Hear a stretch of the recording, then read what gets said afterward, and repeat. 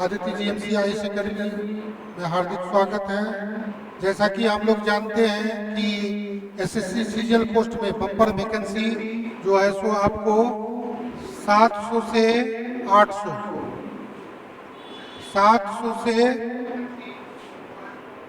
800 post इस बार जो अब तक के इतिहास में जेएसओ का सबसे बड़ी वैकेंसी है। इसमें हम लोग आज से न्यू क्लासेस प्रारंभ कर रहे हैं। टाइम 12 PM से आप ऑनलाइन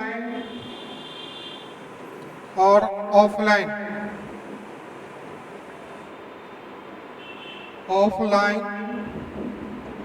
दोनों माध्यम से क्लास कर सकते हैं। उसके लिए आपको Aditya GMC IAS academy Ashok Rajpath Patna वहाँ संपर्क करना है और नहीं तो प्ले स्टोर से आदित्य आईएएस ऐप को डाउनलोड करना है। आदित्य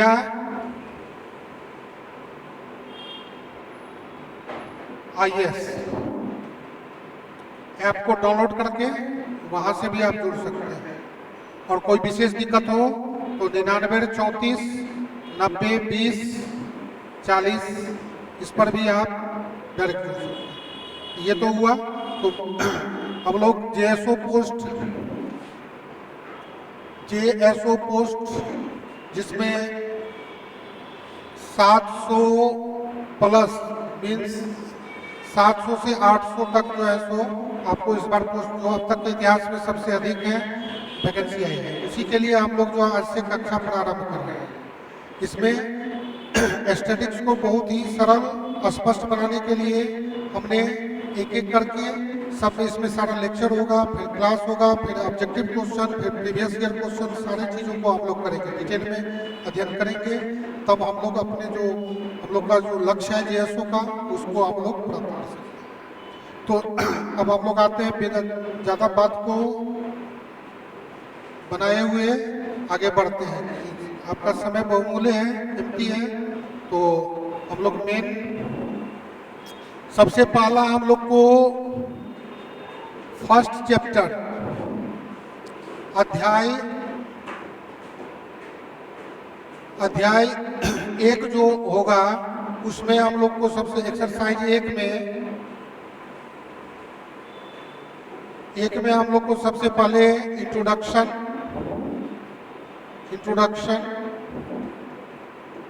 डेफिनेशन, फिर उसके बाद वेरिएबल, फिर उसके बाद फ्रीक्वेंसी, फिर उसके बाद cumulative frequency,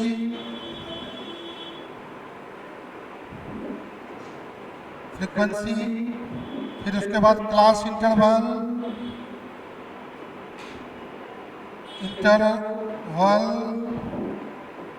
class limits, range, lower limit, upper limit, सारे बेसिक टर्मिनोलॉजी को हम लोग सारे जानेंगे। तो सबसे पहले इसका डेफिनेशन स्टैटिक्स सांख्यिकी कला तथा विज्ञान है। सांख्यिकी क्या है? इसमें 5 ऑब्जेक्टिव क्वेश्चन का भी जन्म होगा। देखिए इसको डेफिनेशन को हम ऐसे आपको समझाते हैं। देखिए इससे 5 ऑब्जेक्टिव क्वेश्चन का भी जन्म होगा और 5 क्वेश्चन आपको इजीली बन जाएंगे एक स्ट्रक्चर से। सबसे पहला यहाँ से शुरू होता है कलेक्शन ऑफ डेटा।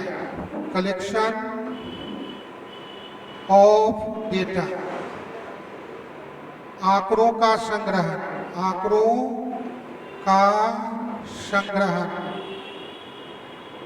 संग्रह। ये क्या हुआ? ऑब्जेक्टिव क्वेश्चन हुआ। सांख्यिकी का पहला चरण क्या है? Collection of data. दूसरा क्या हुआ? Organisation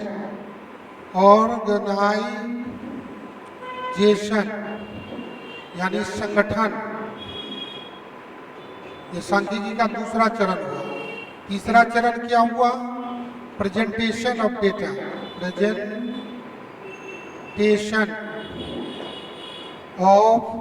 data. आंकड़ों का प्रस्तुतिकरण।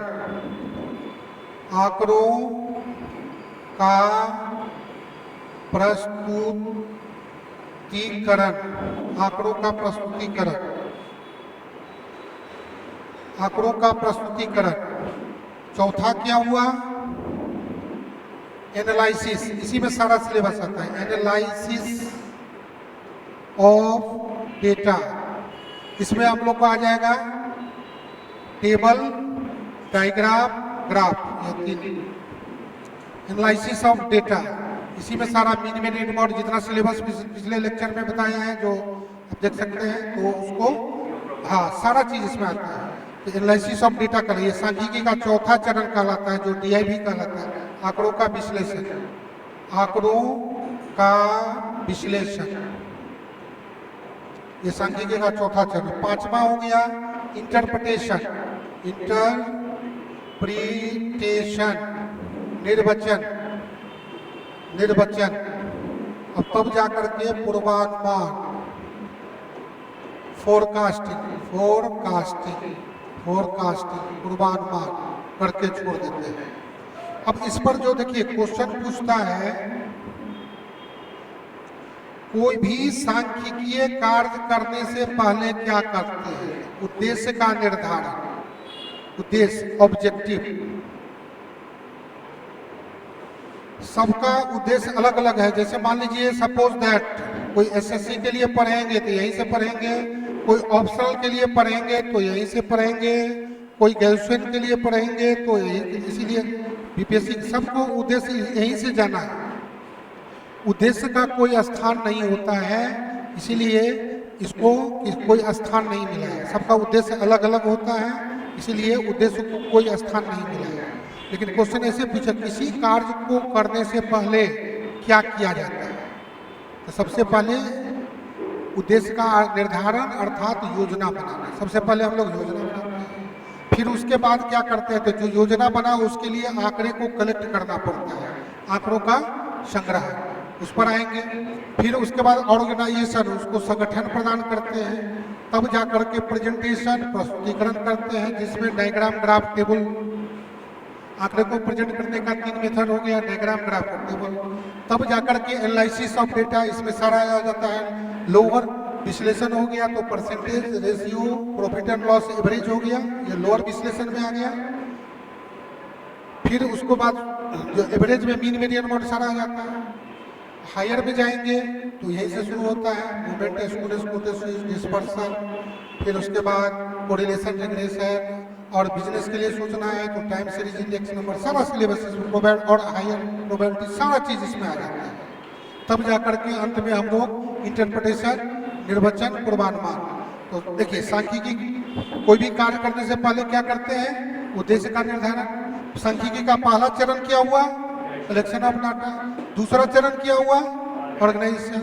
तीसरा चरण क्या हुआ? प्रेजेंटेशन। चौथा चरण क्या हुआ? विश्लेषण। पांचवा चरण क्या हुआ? इंटरप्रिटेशन। अब अंत में क्या करते हैं? पूर्वानुमान करके छोड़ देते हैं। क्यों? क्योंकि सांख्यिकी किसी समस्या का समाधान नहीं है, यह एक साधन है, साधन है, यह एक साधन है, साधन ही। इसके नियम और सिद्धांत को अपना करके हम लोग अपने काम को आसान करते हैं। तो सांख्यिकी क्या हुआ? काम को आसान करने का तरीका है। सांख्यिकी क्या है? इसलिए कोई भी सांख्यिकी कार्य जो होता है 5 चरणों में संपन्न होता है। तो समझ गए? जैसे कोई GSO स्टैटिस्टिशियन या statistical officer, junior statistical officer बनेगा तो सबसे पहले उसको उद्देश्य मिलेगा। पहला स्टेप में जाकर के ये आंकड़ा को कलेक्ट करके, ऑर्गेनाइज करके, प्रेजेंट करके यहाँ पर रुक जाएगा। फिर विश्लेषण करेगा, क्या करना है, क्या करने से क्या होगा, और फिर जाकर के वह अपना सरकार को रिपोर्ट सौंप देगा। बात खत्म। सर ये सीख लेते हैं तो जैसे बहुत सारे कॉर्पोरेट, हाँ, बहुत क्षेत्रों में जो है सो इसका यही चीज, कहीं भी प्राइवेट हो, सरकारी हो, कहीं भी हो, दैनिक जीवन हो, हर जगह इसका काम है। कहीं भी तो याद रखिए, कोई भी सांख्यिकी का पाठ चरण में हो गया। अब देखिए यहीं से इसका परिभाषा निकलेगी। क्या परिभाषा निकलेगा? तो सांख्यिकी क्या है? कला तथा विज्ञान है। 2 ऑब्जेक्टिव क्वेश्चन है। सांख्यिकी क्या है? कला है और विज्ञान है, दोनों है। पूछेगा कला है, विज्ञान है, दोनों है, इनमें से कोई नहीं है। तो सांख्यिकी वर्तमान समय में कला और विज्ञान, साइंस एंड आर्ट दोनों है। तो पहला परिभाषा से हो गया क्वेश्चन। सांख्यिकी कला तथा विज्ञान है जिसके अंतर्गत निश्चित निर्धारित उद्देश्य, देख रहे ऑब्जेक्ट, इसमें सांख्यिकी में उद्देश्य के लिए ही जीना और उद्देश्य के लिए ही मरना होता है। ऑब्जेक्टिव जो उद्देश्य है उसके लिए अब चलिए, पता है समझ में। इसलिए सांख्यिकी कला तथा विज्ञान है जिसके अंतर्गत निश्चित निर्धारित उद्देश्य की प्राप्ति हेतु किसी भी अनुसंधान क्षेत्र से संबंधित आंकड़े जो विभिन्न कारणों से प्रभावित होते हैं उनका, अब यहाँ से संकलन, संगठन, प्रस्तुतिकरण, विश्लेषण, निर्वचन तथा पूर्वानुमान किया जाता है ताकि उद्देश्य की प्राप्ति की जा सके। बोलिए, परिभाषा क्लियर हुआ? फिर से एक बार, सांख्यिकी कला तथा विज्ञान है जिसके अंतर्गत निश्चित निर्धारित उद्देश्य के लिए, जो उद्देश्य है उसके लिए चल रहा है, निश्चित निर्धारित उद्देश्य की प्राप्ति है तो किसी भी अनुसंधान क्षेत्र से, दुनिया में हजारों हजार का प्रकार का अनुसंधान है। अब अनुसंधान का अर्थ हुआ डायबिटीज के लिए शोध है, एग्रीकल्चर के लिए शोध है, कोरोना पर शोध है, टीबी पर शोध है, किसी भी कैंसर पर है, हजारों हजार एग्रीकल्चर फील्ड पर है। तो किसी भी फील्ड पर यदि आपका है उस पर काम करिए, डाटा जमा करिए, उसमें आगे बढ़िए। तो सांख्यिकी कला तथा विज्ञान है जिसके अंतर्गत निश्चित निर्धारित उद्देश्य की प्राप्ति हेतु किसी भी अनुसंधान क्षेत्र से संबंधित आंकड़े जो विभिन्न कारणों से प्रभावित होते हैं उनका संगठन, उसका कलेक्शन, ऑर्गेनाइजेशन, प्रेजेंटेशन, विश्लेषण, उसके बाद इंटरप्रिटेशन, फिर फोरकास्टिंग। अंत में फोरकास्टिंग करके छोड़ देते हैं। क्यों? क्योंकि सांख्यिकी किसी समस्या का समाधान नहीं, करना खुद है, राह बताए जाते हैं, चलना खुद पड़ता है। बात समझ गए ना? तो अंत में काम करके छोड़, अब करना न करना। जैसे उदाहरण के लिए बता रहे हैं कि जैसे कोई सरकार कमेटी बना, जांच हुआ, अब जांच सब कुछ रिपोर्ट दे दिया, अब सरकार उसको लागू करेगा नहीं करेगा तो उसकी मर्जी है ना। अंत में करना न करना उसका, लेकिन उसका काम था कि उद्देश्य निर्धारित किया, काम हो गया, तैयार हो गया। अंत में करना न करना वह व्यक्ति विशेष पर निर्भर करता है। इसलिए सांख्यिकी कला तथा विज्ञान है जिसके अंतर्गत निश्चित निर्धारित उद्देश्य की प्राप्ति है किसी भी अनुसंधान क्षेत्र से संबंधित आंकड़े जो विभिन्न कारणों से प्रभावित होते हैं उनका संकलन, संगठन, प्रस्तुतिकरण, विश्लेषण, निर्वचन तथा पूर्वानुमान किया जाता है ताकि उद्देश्य की प्राप्ति की जा सके। अब देखिए, कम समय में पहले इस सारे चीजों को एक एग्जाम्पल द्वारा समझ लेते हैं तो बहुत अच्छा रहेगा। सबसे पहले आज हम लोगों ने सोचा कि हम लोगों को 10 गो सब्जी खाना है, उद्देश्य हो गया। 10 गो बुक खरीदना है, उद्देश्य हो गया। 10 शहर घूमना है, उद्देश्य हो गया। 10 प्रकार का बुक खरीदना है, 10 प्रकार के मोहल्ले में घूमना है, मुझे हजारों हजार प्रकार का उद्देश्य है। तो पहला किसी एक उद्देश्य पर टिक जाएंगे। अब सबसे पहले उद्देश्य हो गया कि यहाँ पर हमको 10 गो सब्जी बनाना है। आज उद्देश्य हो गया तो खाली सोचने से नहीं होगा, उद्देश्य क्लियर हो गया, अब निकल जाएंगे। तो क्या करना पड़ेगा? अब सब्जी को हमको कलेक्ट करना पड़ेगा। तो हो सकता है कि अब सब्जी जहाँ मिलेगा उसके इलाके को खोजना पड़ेगा। कहाँ? हाट में, बाजार में, मार्ट में, मंडी में, जहाँ मिलेगा। हो सकता है 1 जगह मिले, 2 जगह मिले, 5 जगह मिले, 10 जगह मिले। 10 गो आइटम है तो 10 ही जगह मिलेगा, उसे कम जगह मिलेगा, उससे ज्यादा जगह तो नहीं मिलेगा। आधा पीस यहाँ मिलेगा, आधा पीस यहाँ मिलेगा। जहाँ मिलेगा वहां चले जाएंगे, तो उसको फिर कलेक्ट करेंगे। कलेक्ट करने के बाद फिर उसको लाना पड़ेगा। वही तो खाली कलेक्ट खरीद लेंगे तो नहीं होगा, उसको फिर अपने घर पोजीशन पर लाना पड़ेगा। जहाँ उसको ऑर्गेनाइज करेंगे वहां लाना पड़ेगा। तो उस क्रिया को कहते हैं संकलना की व्यवस्था करना। उस क्रिया को क्या कहते हैं? संकलना की व्यवस्था करना। जैसे उदाहरण के लिए हर के लिए देश के हिसाब से कार्य किए जाते हैं। जैसे हम लोग स्टूडेंट लाइफ में रहते हैं तो देखते हैं ना, ज्यादातर क्या होता है, 1 पोहा, आधा किलो, 1 किलो, इससे ज्यादा का होता है। स्टूडेंट लाइफ में हम लोग कितना सब्जी खरीदते हैं? 1 पोहा, आधा किलो, 1 किलो, 1 पोहा, आधा किलो, 1 किलो।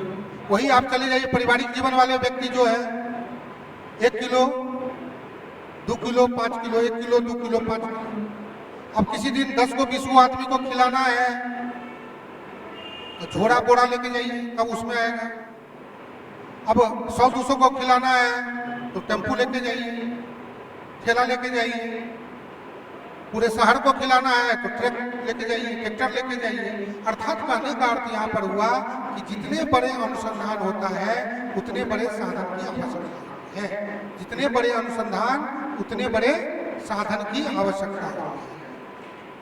आवश्यकता के हिसाब से साधन बदलते हैं। जैसे एक उदाहरण के द्वारा समझ सकते हैं इसको कि हम लोग मैट्रिक तक एक बुक पढ़ के पास हो जाते हैं, मैट्रिक इंटर ग्रेजुएशन तक एक या दो बुक पढ़ के पास हो गए, क्या यूपीएससी बीपीएससी एसएससी भी एक बुक पढ़ के पास हो जाएंगे। तो जितने बड़े अनुसंधान उतने बड़े साधन की आवश्यकता है। क्लियर हो गया बात? तो अब मेरा 10 को समझ आ गया।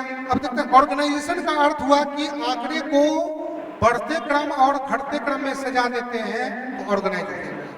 अब 10 का 10 सब्जी तो एक ही बार में तो नहीं कढ़ाई पर चढ़ेगा। देखते होंगे कभी भोज पार्टी फंक्शन होता है तो उसमें देखेंगे कि जो सब्जी देर से खराब होगा वो पहले बनता है करके, उसके बाद जो जल्दी खराब होता है लास्ट में बनता है, फिर परोसा जाता है, बात खत्म हो जाता है।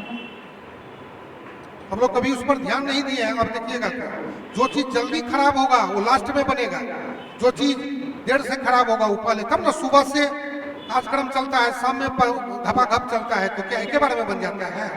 उसी क्रम को ये हम लोग ऑर्गेनाइजेशन करते हैं। हर चीज में एक ऑर्गेनाइजेशन, नीचे से ऊपर तक संगठन का बात होता है तो नीचे से ऊपर तक उसमें व्यक्ति होते हैं।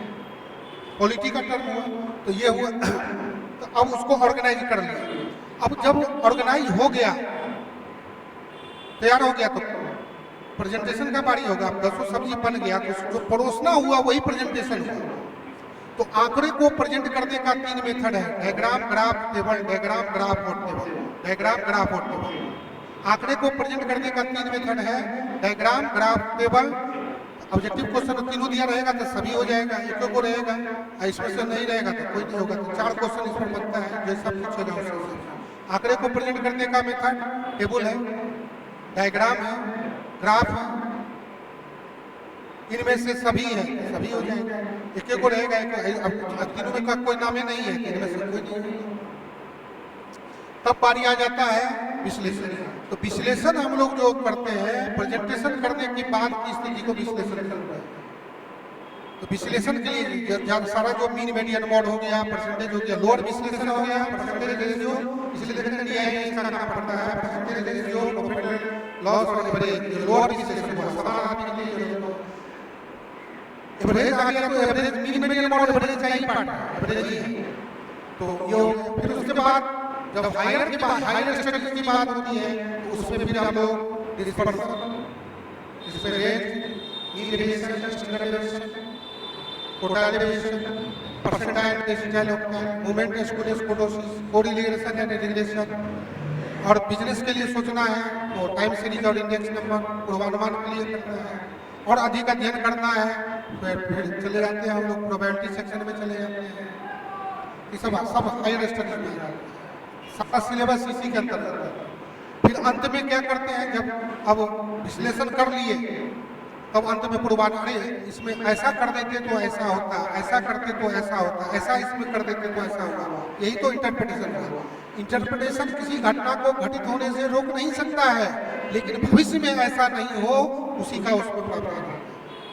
किसी घटना को घटित होने से रोक नहीं सकता है, लेकिन भविष्य में ऐसा नहीं हो इसी का उसमें प्रभाव होता है। जैसे उदाहरण के लिए कि हमने जो सब्जी बनाने के लिए किसी हलवाई को बुलाया, उस हलवाई ने अच्छा नहीं बनाया तो अब इस बार कुछ थोड़ी कर सकते हैं।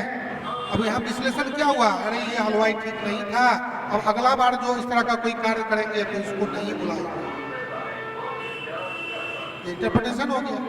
अब जब जरूरत पड़ा, पता चला कि कोई मिल ही नहीं रहा था तो फिर उसी को बुलाना पड़ता है, नहीं बुलाना पड़ता। इस तरह से तो विश्लेषण का दिया कि नहीं बुलाना है, लेकिन अंत में मजबूरी होता है, हालात होता है, किसी तरह का सिचुएशन होता है, फिर अंत में हम लोग उसी का सहारा लेते हैं, दूसरे को पकड़ते हैं। इस तरह से मेरे पास ऑप्शन है, लेकिन नियम का दिया अच्छा नहीं बनाना है तो इसको नहीं बुलाना है। इसी से इंटरप्रिटेशन बात समझ गए। इस तरह से कोई भी सांख्यिकीय कार्य संपन्न करता है। अब देखिए मेरे यहाँ पर बात हुआ कि अब एक टर्म और बहुत भी चीज को समझ लीजिए कि स्टैटिक्स जो है वो मैथ का पार्ट है। थोड़ा सा यहाँ पर एक बात को समझ, सबसे पहले जीएस का परिभाषा आप लोग जानते हैं, बहुत जीएस पढ़ लिए तो 2 लाइन में बोलिए। जीएस देखिए, नहीं जानना कोई बुरा नहीं है, आप यहाँ देखिए जीएस का अर्थ हो गया जनरल स्टडीज, लेकिन 2 लाइन में आपसे पूछेगा तो इस तरह से बोलेंगे, समुद्र की गहराई से आकाश की ऊंचाई के बीच में जितने भी वस्तुओं का समावेश है उसके बारे में जानना, समझना और वैज्ञानिक ढंग से विश्लेषण करना। यानी जियोलॉजी से लेकर के स्पेस टेक्नोलॉजी तक सब इसमें आ गया। कौन बुक का आविष्कार किया, कौन पेन का आविष्कार किया, कौन चश्मा का आविष्कार किया, कौन फोन का आविष्कार किया, कौन साइंस में जितना हुआ सारा हुआ। इसलिए समुद्र की गहराई से आकाश की ऊंचाई के बीच में जितने भी वस्तुओं का समावेश है उसके बारे में जानना, समझना ही क्या कहलाता है, जीएस कहलाता है। अब साइंस क्या हुआ? साइंस हुआ तथ्यों पर आधारित क्रमबद्ध अध्ययन जिसमें हमेशा नए परिवर्तन की गुंजाइश होती है, उसको हम लोग क्या कहते हैं, साइंस कहते हैं। उदाहरण के लिए कंप्यूटर सेट, देखना पहले कैसा हाथी जैसा सेट हुआ करता था, धीरे धीरे अभी कैसा हो गया है। मोबाइल सेट उदाहरण हुआ, पहले कैसा कैसा था, धीरे धीरे अब कैसा होते जा रहा है। टेलीविजन सेट हुआ, ये सब जो देख रहे हैं, इसलिए साइंस रुकने का नाम है। तो तथ्यों पर आधारित क्रमबद्ध अध्ययन जिसमें हमेशा नए परिवर्तन की गुंजाइश होती है, उसको हम लोग क्या बोलते हैं, साइंस बोलते हैं। अब मैथमेटिक्स क्या है? एक लाइन में समझिए mathematics. Mathematics is the language of science. Mathematics क्या है? गणित विज्ञान की भाषा है। Mathematics is the language of science. और स्टैटिस्टिक्स क्या है? फिर दोनों में अंतर क्या है? गणित का ही पार्ट है, दोनों में फिर अंतर अलग हुआ तो अंतर क्या हुआ, ये बात देखिए। मैथमेटिक्स याद रखिएगा दिमाग में, मैथमेटिक्स जहाँ समस्या होती है वहाँ मैथमेटिक्स काम करता है। जैसे जाम की समस्या हुआ, पुल का निर्माण हो रहा है, मेट्रो का निर्माण हो रहा है, गंगा किनारे पुल बनाए जा रहे हैं, इसमें मैथ का काम है, इंजीनियर का काम है। जहाँ समस्या वहाँ मैथमेटिक्स, और जहाँ पर व्यवहारिक समस्या वहाँ पर स्टैटिस्टिक्स। क्या बात समझ में?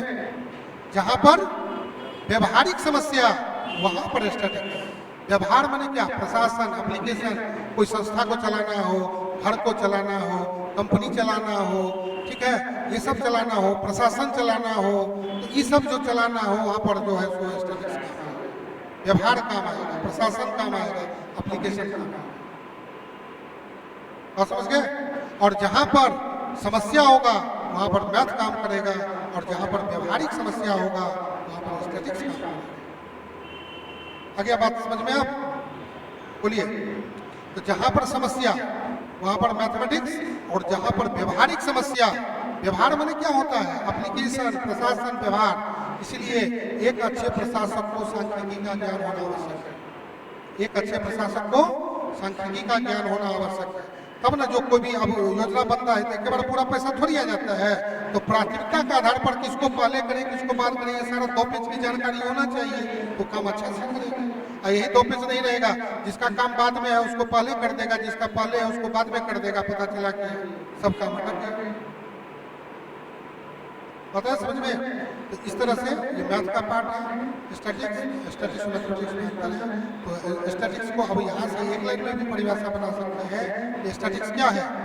Play of data. आप लोग का प्ले ऑफ डाटा, एक टर्म आ गया आपको डाटा। तो डाटा क्या हुआ बोलिए? डाटा आंकड़ा, सूचनाओं के भंडार को डेटा कहते हैं। क्या कहते हैं? सूचनाओं के भंडार को डेटा कहते हैं। जैसे उदाहरण के लिए 2, 5, 10, 50, 100, 150, ये क्या हुआ? अभी कुछ नहीं हुआ, ये फिगर हुआ। लेकिन अब इसमें जब स्पेशल टाइप ऑफ प्रॉपर्टी जुड़ जाएगा, अब एक बल्लेबाज का 6 पारी में स्कोर, तभी डेटा बनेगा। 6 मोहल्ले में घरों की संख्या, 6 बिल्डिंग में कमरों की संख्या, 6 बगीचे में पेड़ों की संख्या। जब इसमें स्पेशल टाइप ऑफ प्रॉपर्टी जुड़ेगा तब जाकर के वो डेटा बनेगा। इसलिए सभी अंक आंकड़े नहीं होते, केवल वही अंक आंकड़े कहलाते हैं जिसमें कुछ विशेष नहीं होता है। बात आ गया समझ में? तो डेटा हुआ। अब डेटा को जो जमा करेगा, डेटा को जो जमा करेगा वो सब जमा नहीं करेगा। तो पहले डेटा को जमा कर देगा, जमा करने का फिर कौन सा मेथड होगा, प्राइमरी मेथड होगा, सेकेंडरी मेथड होगा, तब उसको पढ़ रहे थे इस तरह से। तो अब देखिए यहाँ से फिर तो डेटा समझ गए। अब यहाँ से देखिए थोड़ा सा सारा इंफॉर्मेशन यहाँ दिए हुए हैं, उसको देखिए ऑब्जेक्टिव क्वेश्चन कहाँ से बनेंगे। देखिए स्टैटिक शब्द का सर्वप्रथम प्रयोग, स्टैटिक शब्द का सर्वप्रथम प्रयोग कहाँ से हुआ? तो जर्मनी से हुआ। स्टैटिक शब्द का सर्वप्रथम प्रयोग जर्मनी के प्रसिद्ध विद्वान गोटफ्राइड एकेनबाल, जर्मनी के प्रसिद्ध विद्वान गोटफ्राइड GOTT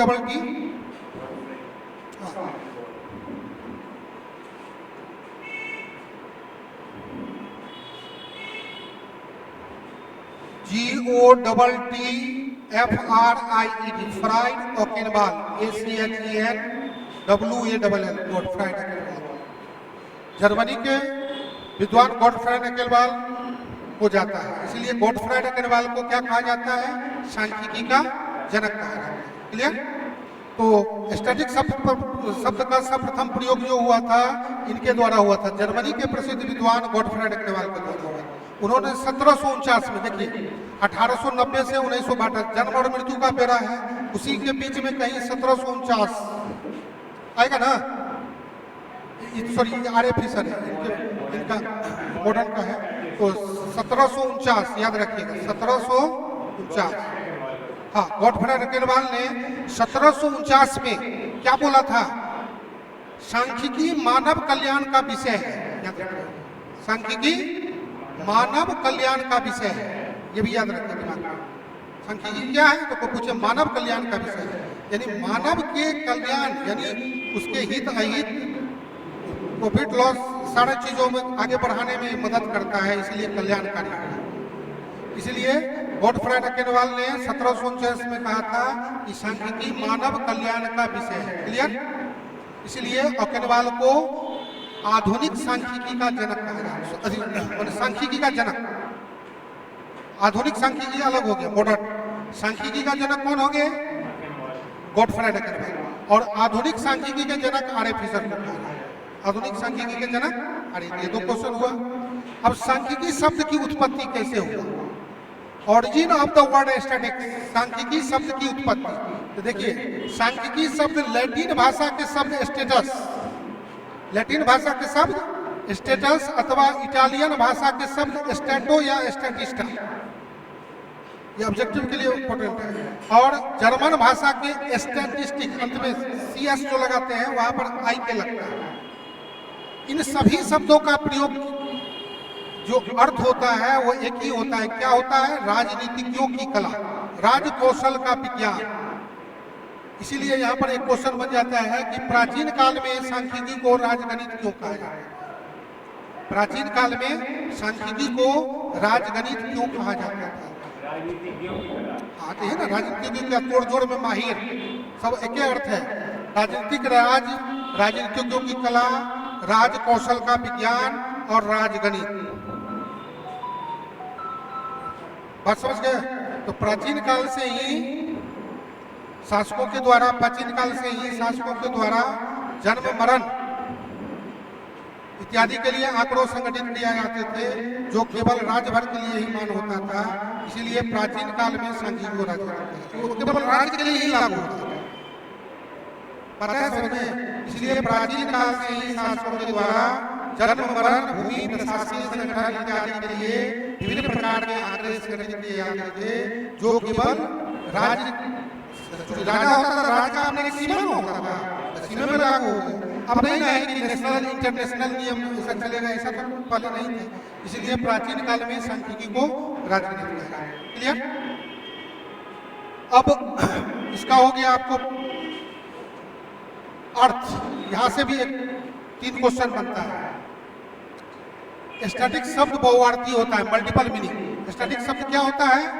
बहुअर्थी होता है। जैसा सोचिएगा, जैसे पहला उत्पाद, उत्पाद का मीन्स हो गया प्रोडक्ट। उत्पाद का मीन्स क्या हुआ? उत्पाद का अर्थ प्रोडक्ट। प्रोडक्ट के रूप में समंग डेटा कहलाता है। डाटा, आंकड़ा, समंग। उत्पाद के रूप में सोचेंगे वो क्या कहलाएगा? डेटा कहलाएगा। विधियन मीन्स हो गया प्रोसेस। विधियन मीन्स क्या हो गया? Process, method. तो उसके रूप में हम लोग सांख्यिकीय विधियां करते हैं। और जब उसको विवरणात्मक मतलब हो गया डिस्क्रिप्टिव मेजर्स, विवरणात्मक का अर्थ हो गया डिस्क्रिप्टिव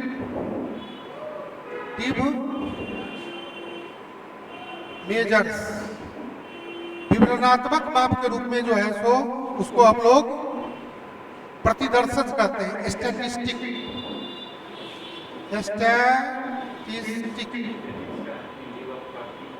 प्रतिदर्श और प्रतिदर्शक, जो सैंपल का यूनिट सैंपलिंग, सैंपल के थ्रू हम लोग सैंपल का जो अध्ययन करते हैं इसी स्टैटिक के थ्रू करते हैं।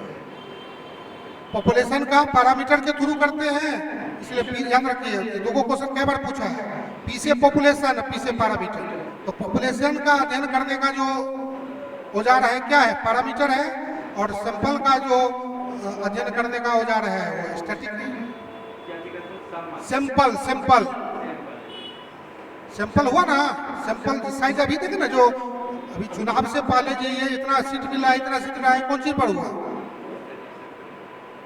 सैंपलिंग का अर्थ एक लाइन में अभी समझिए, बाद में एक चैप्टर बनेगा। सैंपलिंग का अर्थ हुआ कि बहुत सारा चीज में से कुछ को उठा करके उसका अध्ययन करके पूरे के बारे में बता देना, उसी टेक्निक को तो सैंपलिंग कहते हैं। एक मुट्ठी चावल को देख करके हम लोग कुंटल का कुंटल खरीद लेते हैं, वही ना है। अंडरवर्ल्ड पूरा उसी पर चलता है, हीरो हीरोइन चरस गाजा, बहुत सारे फिल्म खाली चश्मा लगा के देखते रहता है कि ध्यान देगा कि अंडरवर्ल्ड देखो ना, एक एगो दो पीस दिखाता है कि पूरा झोड़े पूरा लेके जाता है, एगो पीस दिखाया और करोड़ का करोड़ डीलिंग होता है। हीरो हीरोइन चरस गाजा बागा बागा हथियार सब सारा, इसीलिए शोरूम में सैंपल दिखाता है, उसके बाद जितना लेना है। तो ब्लड टेस्ट में सैंपल लेने का काम होता है, कैंसर इलाज में सैंपल बहुत जगह जो सैंपलिंग ये टेक्निक है जो कम खर्चा कम लागत और कम समय जो है सो एक पूर्वानुमान करने का टेक्निक है। तो सैंपलिंग को एक लाइन में समझिए, बहुत बड़ा में से छोटा सा भाग को उठा करके उसका अध्ययन करके पूरे के बारे में बता देना ही। इस मेथड में क्या होता है, कम खर्चा लगता है, कम समय लगता है, कम लागत होता है, पूर्वानुमान होता है, लेकिन उतना सटीक हो भी सकता है और नहीं भी होता है। लेकिन जब ये पूरा का समग्र अध्ययन करते हैं तब जाकर के सटीक आता है। बात समझ गए ना? जैसे उदाहरण के लिए हम लोगों को अब सर्दी बुखार हुआ, एगो टैबलेट खा लिए, तो अब सर्दी बुखार खा लिए तो ठीक हुआ, लेकिन वो क्या किया, अब किडनी को डैमेज कर दिया, लीवर को डैमेज कर दिया। लेकिन जो व्यक्ति अब देखता पूरा कुछ भी हुआ थोड़ा चेकअप करवा करके तब दवाई लेता है तो उसको साइड इफेक्ट कम होता है, तो उसको खर्चा हुआ ना पूरा चेकअप। हम लोग थोड़ा सा बचाने के चक्कर में हर एक जगह मेरिट होगा तो दूसरा जगह डिमेरिट कर देता है, ऐसा थोड़ी है कि है। बात समझ में? इसीलिए इस चीज को समझिए। इसीलिए यहाँ पर सैंपलिंग एक टेक्निक है जो कम समय कम खर्चा कम लागत कम समय पूर्वानुमान, तो उसका जो अध्ययन करते हैं तो उसी को हम लोग जो है सो प्रतिदर्शक कहते हैं। विवरणात्मक माप के रूप में प्रतिदर्शक कहलाता है। तो फिर से एक बार समझिए, स्टैटिक शब्द क्या होता है, बहुअर्थी होता है, मल्टीपल मीनिंग। जैसा उसको सेंस लेंगे वैसा होगा। यदि आप उत्पाद के रूप में सोचते हैं तो डाटा कहलाता है, इतना हुआ इतना उत्पाद हो रहा है, ये डाटा कहलाता है। विधियां जब इसका प्रोसेस करते हैं तो उसको हम लोग सांख्यिकीय विधियां यानी स्टैटिकल मेथड कहते हैं। क्लियर? और जब उसको विवरणात्मक माप यानी डिस्क्रिप्टिव मेजर्स में करते हैं तब जाकर के वो स्टैटिक कहलाता है, प्रतिदर्शक। तीन रूप होता है, इसलिए सांख्यिकी जो होता है वो अर्थी होता है, मल्टीपल मीनिंग होता है इसका, जिस रूप में जैसा करेंगे वैसा उसका।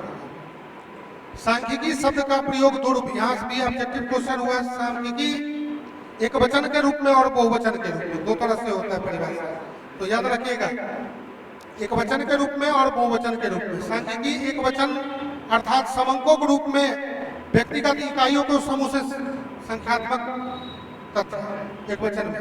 अब बहुवचन में क्या है, बहुवचन में सांख्यिकी बहुवचन अर्थात समंकों के रूप में व्यक्तिगत इकाइयों के समूह से संबंधित संख्यात्मक तथ्य है। और सांख्यिकी एक वचन के रूप में यही विज्ञान विषय बन जाता है। एक वचन में क्या बनता है, सिंगुलर फॉर्म और प्लूरल फॉर्म। एक वचन में क्या होता है, विषय बन जाता है, और बहुवचन में जो है सो समंको का डाटा के रूप में डाटा का जो है एक वचन और बहुवचन ये हो गया। परिभाषा उतना हम लोग को अभी याद नहीं रखना है, न करना है, खाली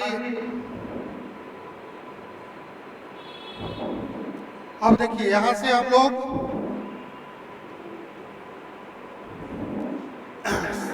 ये 4-5 को पॉइंट जो है सो बहुत इंपॉर्टेंट है। देखिए समंग तथ्यों के समूह होते हैं। सांख्यिकी याद रखिएगा कि सांख्यिकी समूहों का अध्ययन करती है, व्यक्तिगत का योग करती है। मेरे बारे में नहीं बताएगा, पूरे टीचर जात के बताएगा। आपके बारे में नहीं बताएगा, पूरे क्लास के बारे में। इसलिए जो क्लास का एक बच्चा बदमाशी करता है तो पूरे क्लास को डांट सुनना पड़ता है। मोहल्ला का एक घर बदनाम होने से पूरा मोहल्ला बदनाम होता है। शरीर का एक पार्ट गड़बड़ होने से पूरे शरीर को खमियाजा भुगतना पड़ता है।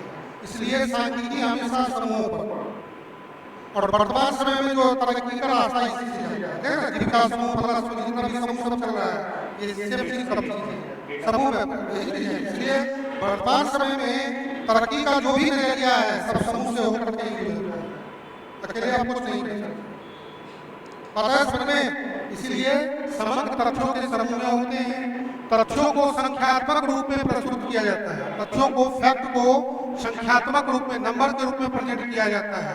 समंकों में सजातीयता, सजातीयता का अर्थ है एक ही, हम डायबिटीज पर शोध कर रहे हैं, उसमें एग्रीकल्चर घुसा देंगे तो तथ्य भ्रामक और हास्यास्पद हो जाएगा। तो सजातीयता का अर्थ हुआ कि एक बार में एक ही तरह का होना चाहिए। डायबिटीज पेशेंट के बारे में, डायबिटीज के बारे में अध्ययन कर रहे हैं तो उसमें केवल और केवल डायबिटीज से संबंधित मरीज या व्यक्ति भी शामिल होने चाहिए। एग्रीकल्चर में होना है तो इसलिए देख रहे हैं जो सरकार की कोई भी योजनाएं 100% सफल नहीं होती है, उसके पीछे यही ना आंकड़ों का घुसपैठ करा दिया जाता है। जैसे उदाहरण के लिए शौचालय योजना कितना बढ़िया है, लेकिन अब जिसको है उसको नहीं मिलेगा, जिसको नहीं है तो थोड़ा थोड़ा 50 का अपना लाभ के लिए कर देता है तो उसको कम, लेकिन वास्तव में जिसको मिलना चाहिए नहीं। उस पार्टी को सोचिए जिसको नौता दिए हैं वो खेवे नहीं किया है, जो नहीं दिए हैं वो खा के चल जाए। पता है समझ में। इसीलिए जो भी अच्छी योजनाएं सरकार की 100% सफल नहीं होती है, उसके पीछे यही आंकड़ों का घुसपैठ करा दिया है। जिसको वास्तव में जरूरत है उसको देर से मिलेगा, नहीं मिलेगा। जिसको नहीं जरूरत है उसको जल्दी मिल जाएगा। तो टारगेट अचीव नहीं ना हुआ। जिस चैप्टर से, जैसे हम लोग अपने कोर्स पर ही उसको जोड़ के देख लीजिए, जिस चैप्टर जिससे ज्यादा पूछेगा उसको कम पढ़ेंगे, जिसको कम पूछ रहा है उसको जो ज्यादा पढ़ते रहेंगे तो देश पूरा कहां से। बोलिए अब समझ में ना। इसीलिए जिसको ज्यादा पूछ रहा है उसको ज्यादा पढ़ना पड़ेगा, जिससे कम पूछता है उसको कम में पढ़ना पड़ेगा, ये नियम का। इसीलिए समंकों में सजातीयता और एकरूपता, यूनिफॉर्मिटी और होमोजीनिटी होना आवश्यक है। तब जाकर के जो है सो वो काम मेरा आसान होगा, नहीं तो फिर अचीव नहीं होगा। समंकों का संकलन गणना तथा अनुमान रीति द्वारा किया जाता है। समंकों का संकलन गणना या अनुमान, जैसे हम लोग से कोई पूछता है कि आप लोग के गांव की आबादी कितनी है, तो एगो जब गिनेंगे तब पता चलेगा। कह देते हैं ना पूर्वानुमान 500 है, 1000 है, हुआ एक अनुमान हुआ, गिने नहीं, लेकिन कह दिया कि मोटा मोटी जो हुआ वही ना अनुमान हुआ, गिने नहीं है।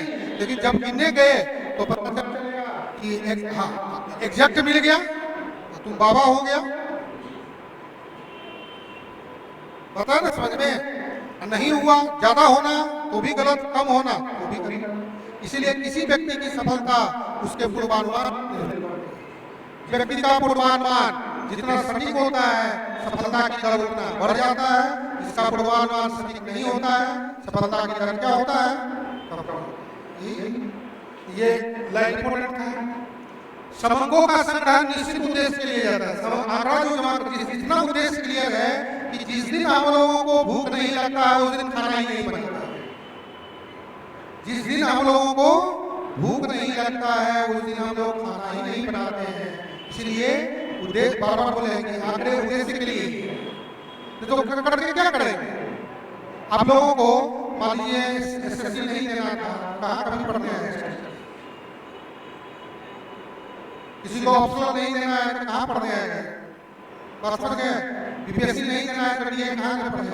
तो कहने का अर्थ यहाँ पर हुआ कि उद्देश्य के लिए ही कार्य सिद्ध किए जाते हैं। उद्देश्य नहीं है तो काम नहीं, उद्देश्य है तो हो। इसलिए सिंपल उद्देश्य है कि जिस दिन हम लोगों को भूख नहीं लगता है उस दिन हम लोग खाना ही नहीं बनाते हैं। इसलिए इस लाइन का अर्थ हुआ कि समंको यानी डेटा का संग्रहण जो करते हैं किसी खास उद्देश्य है तो करते हैं, नहीं उद्देश्य है तो नहीं करते।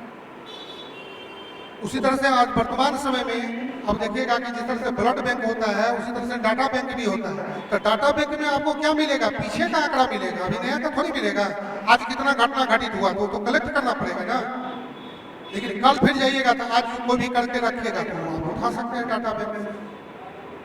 पता है ना समझ, डाटा बैंक से आपको पीछे के ही आंकड़े मिलेंगे।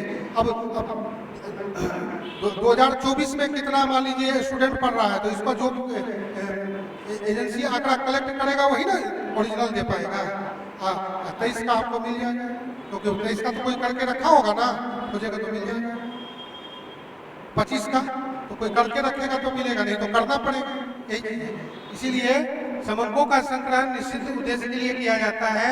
आप तो जब हम लोग का उद्देश्य निश्चित होता है तो उसके लिए हम लोग आंकड़ा कलेक्ट करते हैं, नहीं है तो नहीं छोड़ देते हैं, करना ही नहीं। सिंपल उद्देश्य है। आंकड़े व्यवस्थित रूप से संकलित किए जाने चाहिए। व्यवस्थित का अर्थ हुआ सिस्टमेटिक, एक के बाद एक कड़ी को जोड़ करके काम करते हैं, तब जाकर के काम आसान होता है। क्योंकि बार बार बोले हैं कि सांख्यिकी क्या है? काम को आसान करने का ही तरीका है। काम आसान हो, एक के बाद एक लिंक जोड़ते हैं। 7वां पॉइंट हो गया, समंको के संग्रहण में उचित मानक की शुद्धता की अपेक्षा की जाती है। समंको के संग्रहण में यानी डाटा को जब कलेक्ट करें तो जो उसका मानक है, जिसको छोड़ना है किसको लेना है, अब जबरदस्ती उसमें खराबों आंकड़ा को उठा लेंगे तो फिर उसके अंत में परिणाम भ्रामक और हास्यास्पद होगा। इसलिए समंको के संग्रहण में उचित मानक की शुद्धता की अपेक्षा की जाती है। जो नियम आप देख रहे हैं ना, अब सपोज दैट अभी वर्तमान समय में देखिए करंट से जोड़ करके आईएएस वाला मामला उछला हुआ है, करंट से जोड़ दीजिए तो नियम के विरुद्ध हुआ ना। जो मानक है उसके हिसाब से नहीं है, जो नियम को पात्र है वो उसका सिलेक्शन हो, जो नहीं है वो आउट हो जाए, तब ना हुआ। इसलिए यहाँ करंट से जोड़ दीजिए तो समझ में आ जाएगा। इसलिए समंको के संग्रहण में उचित मानक की शुद्धता की अपेक्षा की जाती है। जबरदस्ती कर दीजिएगा फिर आपकी बदनामी बात में होगी, कभी ना कभी तो पोल खुलवे करेगा, जब फिर जांच होगा दोबारा। एक शब्द समझिए कि सरकार के लिए हम लोग क्यों मरते हैं कि कुछ अभी गलत भी करेंगे तो मेरा कुछ नहीं बोले, लेकिन जब सरकार बदलेगा तो फिर वो तो चेक करेगा, तब तो आपका पोल खुलेगा। इसलिए हम ऐसा क्यों करें? बात समझ गए ना? तो कहने का अर्थ यहाँ पर हुआ कि समंको के संग्रहण में उचित मानक की शुद्धता की अपेक्षा की जाती है। क्लियर हो गया? अब आंकड़े परस्पर संबंधित रूप से प्रस्तुत एक के बाद एक करेंगे। कितना क्रिकेट में भी देखते होंगे, कितना अवार्ड, कितना रन, कितना मेडल, कितना इस तरह से तुलनात्मक अध्ययन में सहायता होती है। इससे आगे आपको निष्कर्ष निकालने में सहायता मिलती है। इसलिए इस शब्द का अर्थ है कि आंकड़े परस्पर संबंधित रूप में प्रस्तुत किए जाने चाहिए। एक के बाद एक इसे निष्कर्ष निकालने में पढ़ने में रुचिकर हो, नहीं तो यहाँ देखिए वहाँ देखिए वहाँ देखिए दौड़ धूप ज्यादा होगा। एक के बाद एक खाने के काउंटर पर नहीं देख रहे हैं कि सब चीज एक जगह रहता है तो यहाँ लिए तो अब एगो वहाँ लीजिए सब्जी, एगो वहाँ लीजिए तो दिक्कत होगा। ये नियम करता है। ये भी ऑब्जेक्टिव क्वेश्चन हुआ। सांख्यिकी में आगमन तर्क यानी इंडक्टिव रीजनिंग का प्रयोग किया जाता है। यह ऑब्जेक्टिव क्वेश्चन एक बार पूछा भी है।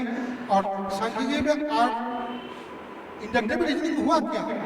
आप क्या हैं, क्या थे और क्या होने वाले हैं उससे उसको नहीं मतलब है। अब हमारे दादाजी को हाथी था तो हम जंजीर लेके घूमेंगे, उसका अब कोई मतलब नहीं है। अभी वर्तमान में आप क्या हैं तब जाकर के होगा। अब बोलिएगा कि हम भविष्य में आईएएस बन के तो फालतू की बात है। अब अभी वर्तमान में क्या है, इसलिए सांख्यिकी वर्तमान पर जोर देता है, भविष्य पर भी नहीं, भूतकाल पर भी नहीं, वर्तमान। इसी को बोलते हैं इंडक्टिव रीजनिंग। तो सांख्यिकी में आगमन तर्क इंडक्टिव रीजनिंग का प्रयोग किया जाता है। आप क्या है, जो डाटा है उस पर चर्चा होगा। अब कल क्या बदल होगा, पीछे क्या होगा, उसको देखेंगे तो इसलिए कहता है आदमी की वर्तमान में जीना सुख हो। भविष्य को किसने देखा?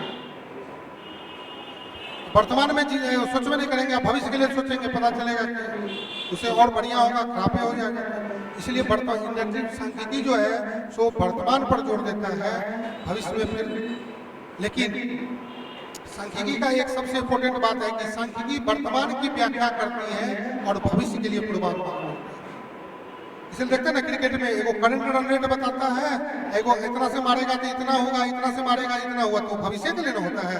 तो कभी कभी उससे ज्यादा हो जाता है, कभी कभी उससे कम। क्रिकेट को देखिएगा तो समझ में आ जाएगा। तो करंट रन रेट जो चलते रहता है वो वर्तमान को बताता है, और जो प्रोजेक्टेड स्कोर बताता है वो भविष्य के लिए।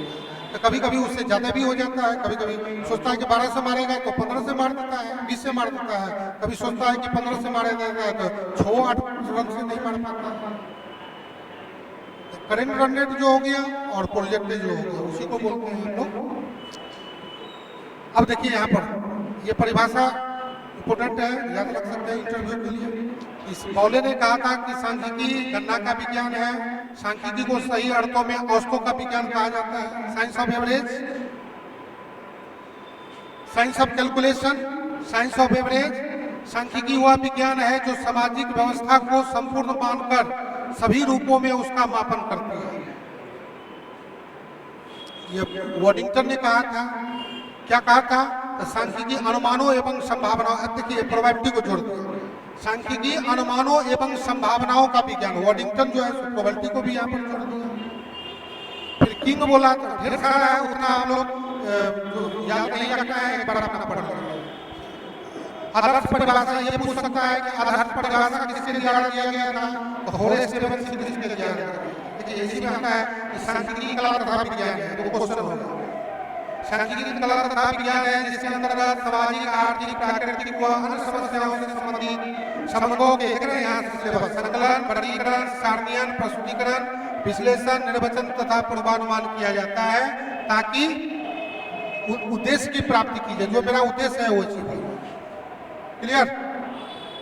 तो एक दो परिभाषा को आप चाहे तो अपना याद कर सकते हैं, बाकी ज्यादा जरूरत नहीं है। क्लियर? यहाँ तक में अब देखिए सांख्यिकी की सीमा, जिस तरह से हर चीज का सीमा होता है तो सांख्यिकी का भी सीमा है। तो सांख्यिकी की सीमा, लिमिटेशन। अब यहां से भी क्वेश्चन देखिए, सांख्यिकी केवल संख्यात्मक तथ्यों का अध्ययन करता है। Facts are two types, qualitative and quantitative. तथ्य दो प्रकार के होते हैं, गुणात्मक और मात्रात्मक। तथ्य क्या होते हैं?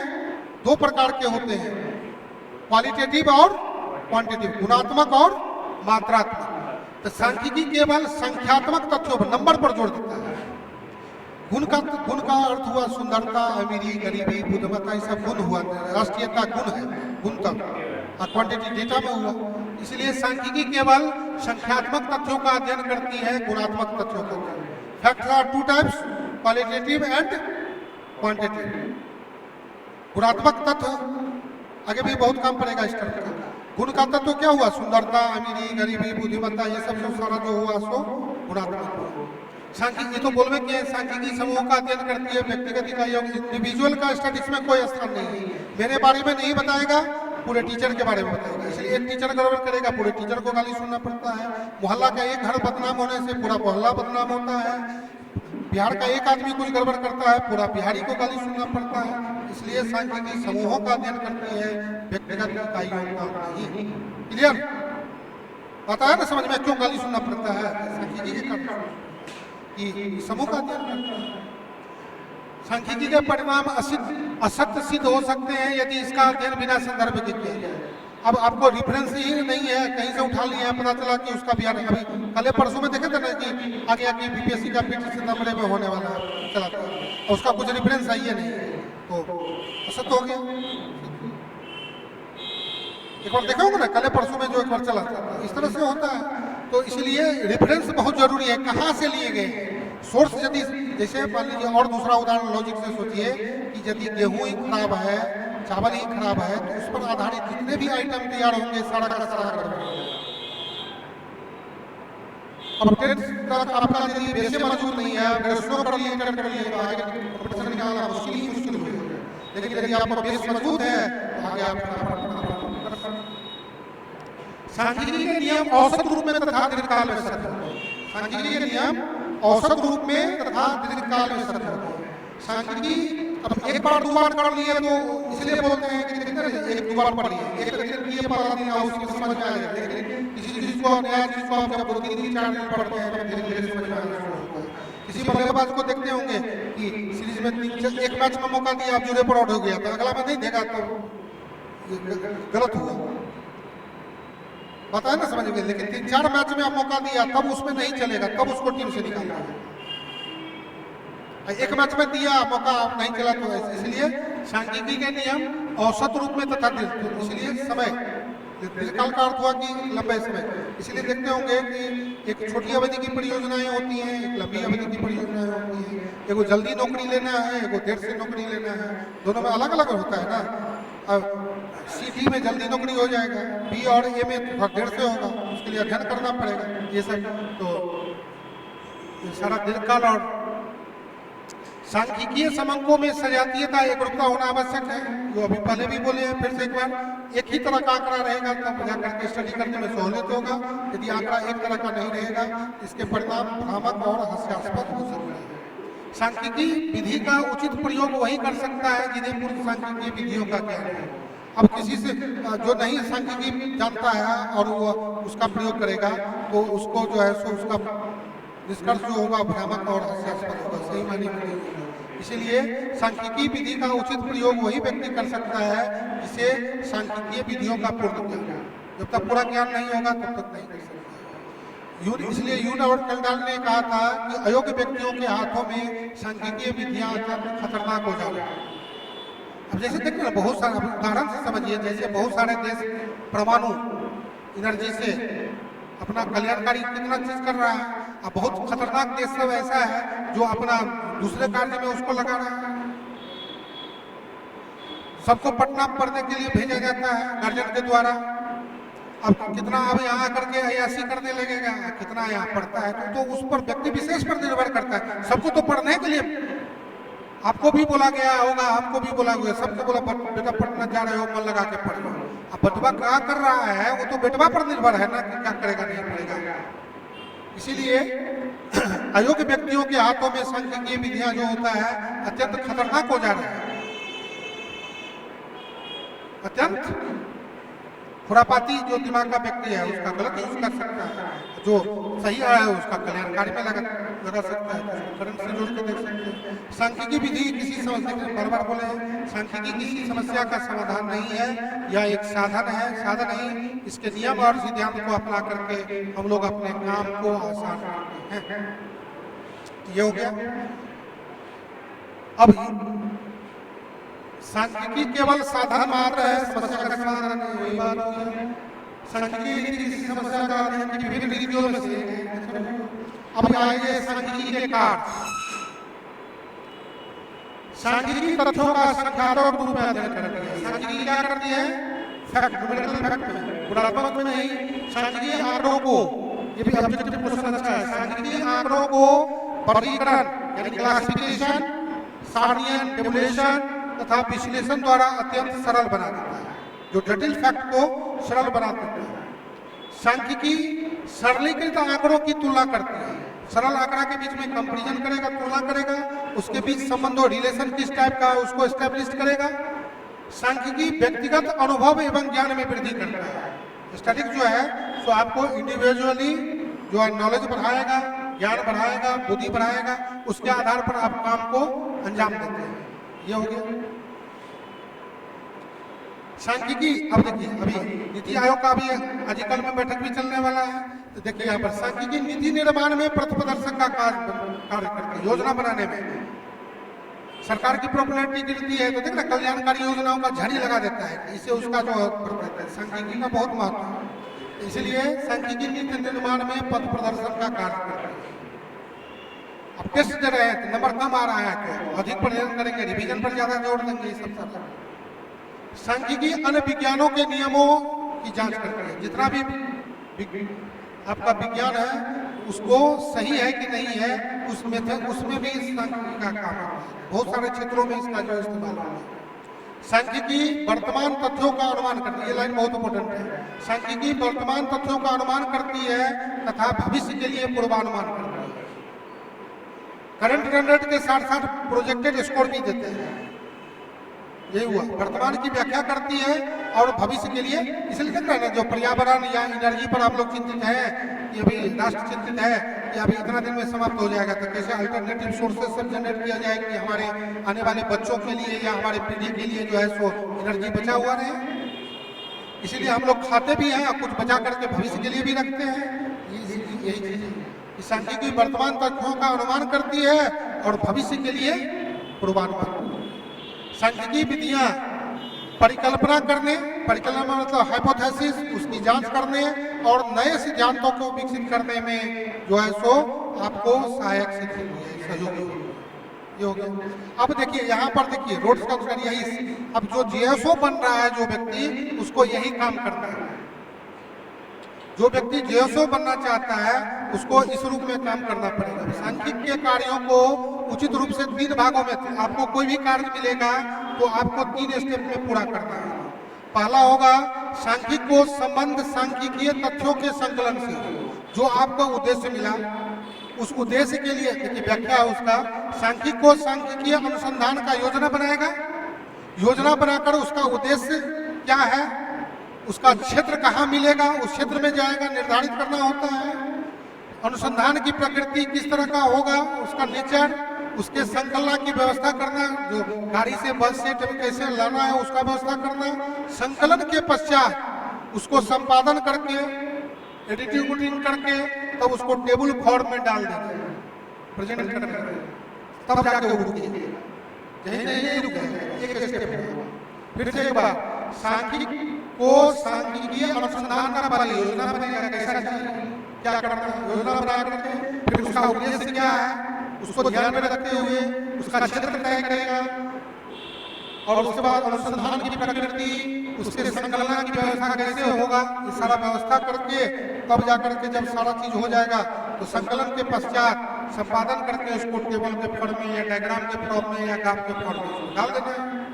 तब जाकर के दूसरा स्टेप में उसको सांख्यिक का संबंध समंकों के विश्लेषण से, तब उसके बाद उसको मीन मीडियन मोड आना चाहिए, सारा प्रोबेबिलिटी सब आना चाहिए, तब उसके आधार पर वो विश्लेषण करेंगे।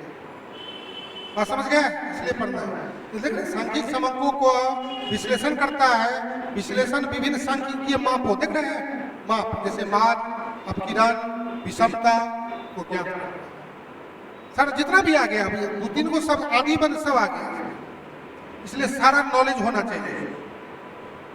तब तीसरा भाग में जाकर के सांख्यिक समंकों का निर्वचन करता है, उसका व्याख्या, ऐसा करेंगे तो ऐसा होगा, ऐसा करेंगे तो ऐसा होगा, इसलिए आपको ऐसा करना चाहिए, सारा वो आप व्याख्या करेगा। व्याख्या उसका, उसके बाद उसका व्याख्या और पूर्वानुमान करके छोड़ देगा, काम खत्म। पता है समझ में? तो इस तरह से कोई भी सांख्यिक जो कार्य करेगा उसको यही 3 स्टेप में काम खत्म। फिर कोई पूर्वानुमान, फिर कोई मिलेगा, फिर ऐसा ही करेगा, फिर मिलेगा, ये सिलसिला है प्यार का चलता रहेगा। फिर कोई नया मिलेगा, फिर यही 3 स्टेप से करके फिर आप छोड़ दीजिए। तो जब आप जॉब में जाएंगे तो आपको ऐसे ही 3 स्टेप में काम करना पड़ेगा। आगे बात समझ में? ठीक है, पहला कलेक्शन करते हुए टेबल तक आना है, प्रेजेंटेशन तक। फिर दूसरा स्टेप में सारा विश्लेषण करना है। तीसरा स्टेप में आप जो है पूर्वानुमान कर देंगे कि ऐसा करेंगे तो ऐसा होगा, ऐसा करेंगे तो ऐसा होगा, इसलिए हमको सारा सुझाव। अब करना ना करना अब सरकार का काम है। ठीक है, ये हो गया। अब देखिए यही हो गया सांख्यिकीय स्टैटिस्टिकल इन्वेस्टिगेटर। आजकल इसका नया नाम पड़ गया है जीएसओ, शुरू में इसका नाम था सांख्यिकीय अन्वेषक। जिस व्यक्ति द्वारा सांख्यिकीय अन्वेषण का कार्य किया जाता है, जिस व्यक्ति द्वारा सांख्यिकीय अन्वेषण का कार्य किया जाता है उसे सांख्यिकीय अन्वेषक कहते हैं। जिस व्यक्ति द्वारा सांख्यिकीय अन्वेषण का कार्य किया जाता है उसे सांख्यिकीय अन्वेषण कहते हैं। सांख्यिकीय अन्वेषण, अन्वेषक अलग होता है और अन्वेषण अलग होता है। अन्वेषण से तात्पर्य ऐसे सांख्यिकीय तथ्यों तथा सूचनाओं की खोज से है जो मापनीय, गणनीय, परिमाणीय तथा वर्गीकृत हो। समझ में? अन्वेषण से तात्पर्य माने किसी चीज को नहीं करेगा ऐसा जिसको मापा जा सके, कैलकुलेशन किया जा सके, उसका मैग्नीट्यूड निकाला जा सके, उसको क्लासिफाइड किया जा सके, तब उसको। इसलिए सांख्यिकीय अन्वेषण यहाँ पर जो है तो क्लियर हो गया बात। तब जाकर के तो यहाँ तक बात समझ में है। तब आगे हम लोग अगला क्लास में हम लोग आंकड़ों के यहाँ से सोर्स कलेक्शन शुरू होगा चैप्टर। तो यहाँ तक आप लोगों ने जो जाना समझा और इसको समझने का प्रयास किया कि क्या होता है, तो फिर से एक बार चलते चलते यहाँ पर पॉइंट को जो मेन चीज है उसको समझ लें कि सबसे पहले स्टैटिक शब्द का प्रयोग कब हुआ था, तो 1749 में हुआ था। कौन दिया था, तो सबसे पहले गॉडफ्राई रकनवाल ने दिया था, इसलिए गॉडफ्राई रकनवाल को सांख्यिकी का जनक कहा जाता है। आधुनिक सांख्यिकी का जनक कौन हो गए, आर ए फिशर को हो गए। सांख्यिकी शब्द की उत्पत्ति किसकी शब्द से हुई है, तो लैटिन भाषा के शब्द स्टेटस, इटालियन भाषा के शब्द स्टैटो या स्टैटिस्टा इटालियन से आया है, जर्मन भाषा से स्टैटिस्टिक हुआ है। तो इन सभी शब्दों का अर्थ जो होता है वो आप राजनीतिक राज्य, राजनीतिकों की कला, राज कौशल का विज्ञान अथवा राजगणित के लिए। दूसरा इंपॉर्टेंट बात है कि सांख्यिकी शब्द बहुअर्थी होता है, जिस रूप में इस्तेमाल करेंगे वैसा मिलेगा। तो उत्पाद के रूप में समंग कहलाता है, विधियन के रूप में सांख्यिकी विधियां कहलाता है, और डिस्क्रिप्टिव मेजर्स यानी विवरणात्मक माप के रूप में जो है सो प्रतिदर्शक कहलाता है। सांख्यिकी को हम लोग एक वचन के रूप में भी सोचते हैं, बहुवचन के रूप में सोचते हैं। तो बहुवचन के रूप में जो है सो हमको क्या होता है, समूहों में संख्यात्मक तत्व बन जाता है और एक वचन के रूप में विषय बन जाता है, इसलिए सांख्यिकी को सांख्यिकी विज्ञान भी कहा जाता है। बात समझ गए, ये एक वचन के रूप में हो गया। ये 2 पॉइंट को ध्यान रखना है। परिभाषा हो गया, 2-3 को एक बार इसको पढ़ लेंगे और ये हो गया। फिर उसके बाद लिमिटेशन हो गया, यहाँ तो अच्छा से बता ही दिए हैं। सांख्यिकी की सीमा हुआ, सांख्यिकी का कार्य हो गया, तब जाकर के यहाँ से फिर हम लोग का जो सांख्यिकी को कैसे कैसे काम करना है, प्रोफेसर रोड्स के अनुसार सांख्यिकी को 3 चरण में काम करना होता है।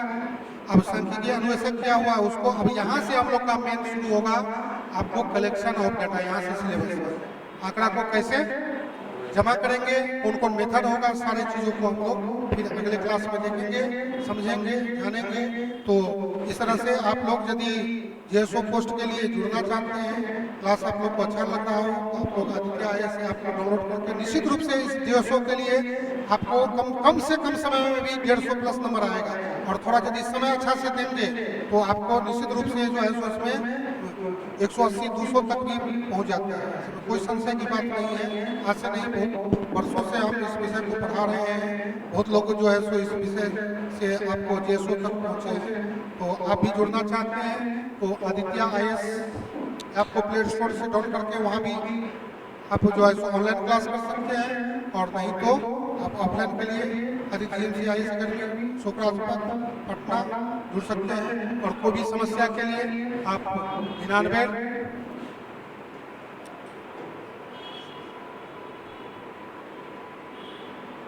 34 90 20 40 इस नंबर पर, या 9835406716 पर आप संपर्क करके जुड़ सकते हैं और अपना जो आपका गोल है उसको अचीव कर सकते हैं। सक्सेस नेवर एक्सीडेंटल और hard never is of success. सफलता कोई दुर्घटना नहीं है, लेकिन जब हम लोग कठिन परिश्रम करेंगे तो निश्चित रूप से सफल होंगे। और अब तक के इतिहास में जेएसओ जो है पहली बार 700 से 800 कोर्स जो दिया है, इसमें आप बहुत लोगों का जो है सो कल्याण हो जाएगा। बहुत लोगों को इस विषय में जानकारी नहीं है, तो अपने दोस्तों यारों में सही जानकारी पहुंचाइए और इस विषय का लाभ लेते हुए अपने मंजिल को प्राप्त कीजिए। इसी कामना के साथ आज के लिए धन्यवाद।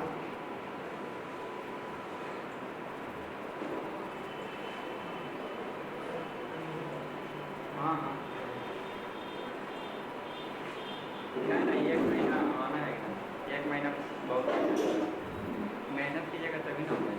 सही बात।